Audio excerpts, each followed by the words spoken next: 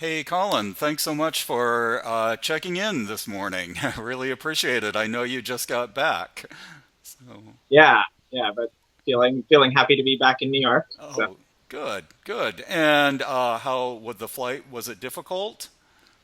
it was again very lengthy. Uh-huh. Had some sort of day-long layovers for exploring Dubai and Zurich, which left me quite exhausted by the end. So Uh-huh.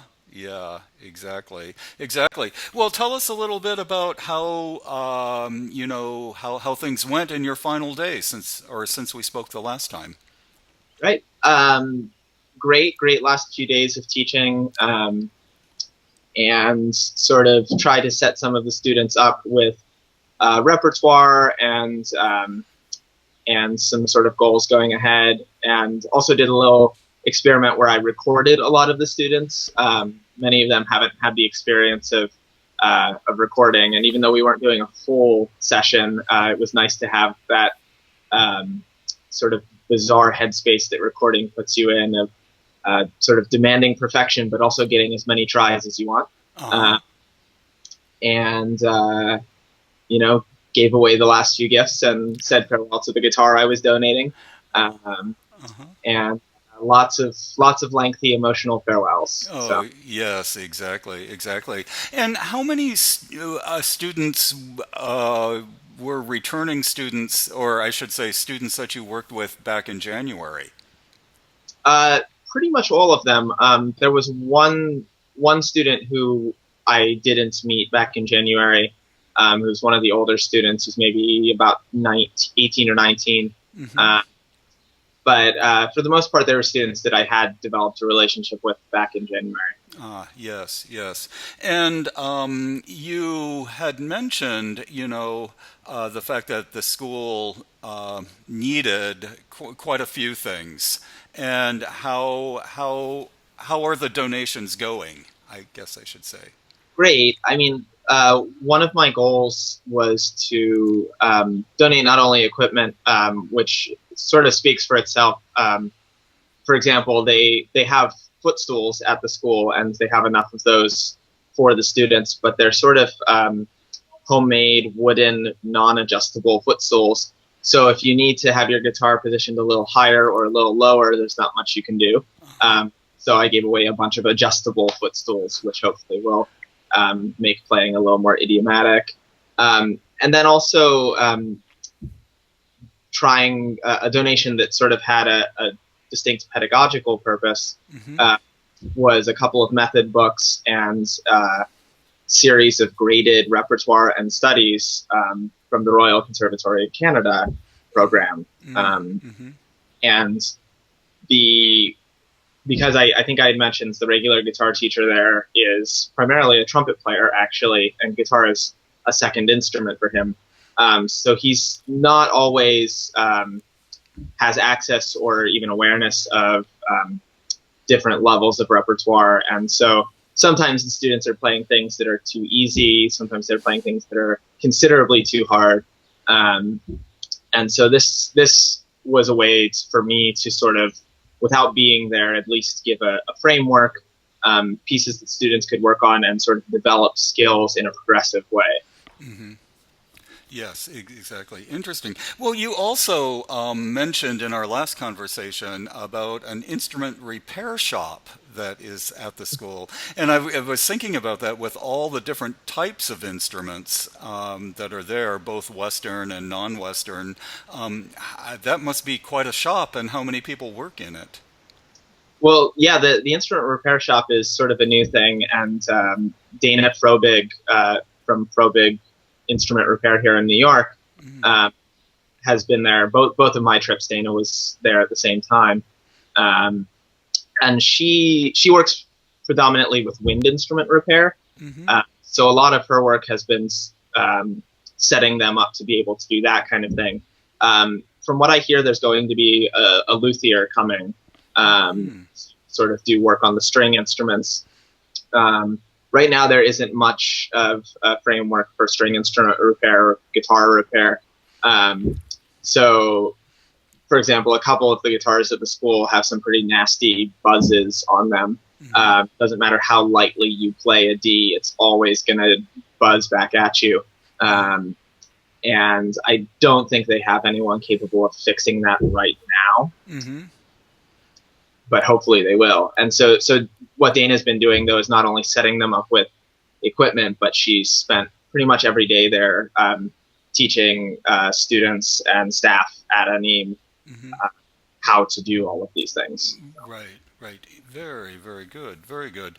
And I one thing wanted to talk about, and that is you as a guest teacher there, and how. First of all, where is the school located in the city? Where were you staying? And how aware on a daily basis were you of the, for example, political or military activities that may be going on in the city? Yeah. Well, the school is located in a neighborhood called Devori, which is out in the west part of Kabul, right near Kabul University. And it's a relatively quiet area in terms of any sort of military or political action. There doesn't seem to be much happening over there. The guest house where I stayed, however, was in the green zone and right near ISAF headquarters, the International Security Assistance Force.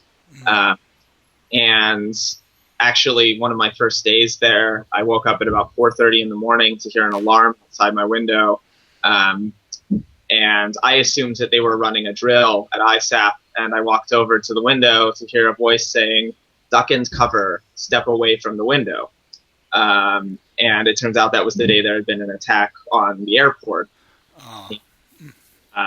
And there was, so basically whenever something happens around the guest house, it was very obvious because there's the international forces are based right there. I was also very near to a lot of the embassies. And so security in that area is very, very heavy. There are both Afghan and international armed security just about everywhere. There was a few days later, there was another attack that was right outside the U.S. Embassy. It was targeting the Supreme Court in Kabul. And quite a few casualties, a pretty nasty attack right during rush hour. And I was at the school at the time, but we were just getting in the car to drive through rush hour. And it was a little unsettling. But with that being said, I think that by and large, daily life in Kabul isn't obsessed with the war and the threat of attacks. Apparently, 2 attacks coming in the course of a couple of weeks was frequent. Kabul's considered relatively safe. And I think most people there are looking at it the same way you look at violent crime in any Western city. It's a danger, and it's something that happens. And politically, of course, it has a little more meaning. But from a practical standpoint, it's not like everyone goes into hiding every time there's an attack. And I know nothing has happened to anyone involved with the music school, any of the staff or faculty or anything. So there's definitely, it's different, and you're aware of it, but it doesn't seem to be as panicked as you might think it is. Yes, yes, and very, very good. And could you tell, as you said, daily life just kind of goes on. Do the students ever express any disconcerting? Do they have any concerns about these kinds of things?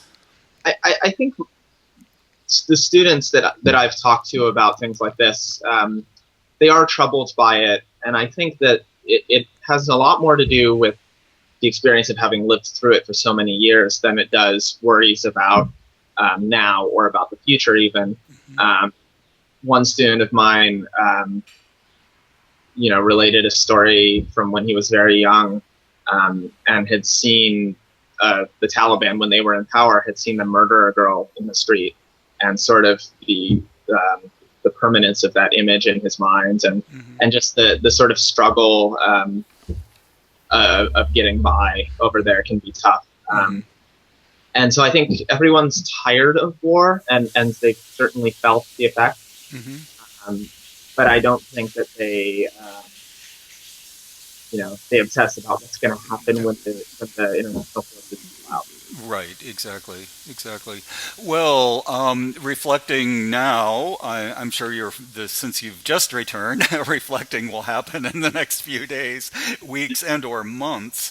But how was this trip different, if it was, than the trip in January?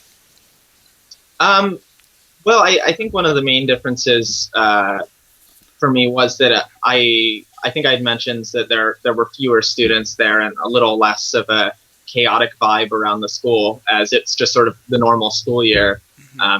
rather than the winter academy when they have outside students coming in and a lot of outside faculty. Hmm. So um, that definitely allowed me to have more focus in the teaching of each individual student, uh, and getting to work on things with them very specifically was very helpful. Hmm. Uh, and I think it gave me a better sense also of what the school needs, Hmm. uh, and what the guitarists need. And actually, right now, there's a job opening for a full time guitar instructor. And that's a big need for them right now. So, any guitarists who are watching this, States or Europe, it's an incredible place. Hmm. And it's definitely I'm hoping that they can find the right person long term. Right, right, yes. And well, now um, with this visit over, do you have plans to return? Would you like to return? Yeah, I'm already planting the seeds to hopefully go back in the winter again, Hmm.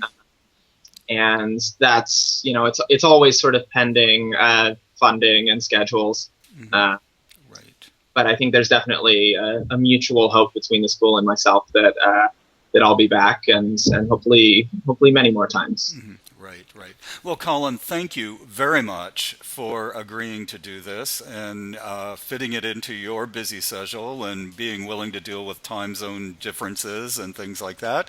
Um, I, for one, have learned a lot.